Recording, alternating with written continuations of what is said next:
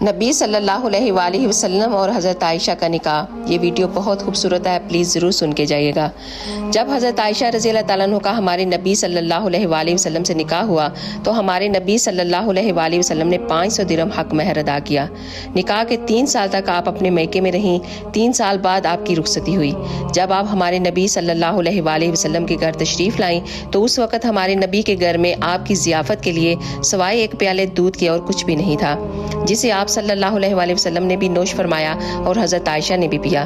اور پھر شادی کے بعد آپ جس حجرے مبارک میں رہیں اس کی کل کائنات ایک چارپائی، ایک بستر اور ایک کھجور کی چھال کا بھرا ہوا تکیہ اور کچھ مٹکے تھے پانی اور کھجور رکھنے کے لیے۔ اور گھر کی چھت اتنی اونچی تھی کہ آپ صلی اللہ علیہ وآلہ وسلم کھڑے ہوتے تو اس کی چھت کو ٹچ کر سکتے تھے، چھو سکتے تھے۔ سبحان اللہ۔ اس ویڈیو کو ایک دفعہ صدقہ جاریہ کی نیت سے ضرور شیئر کیجیے گا۔ جزاک اللہ خیر۔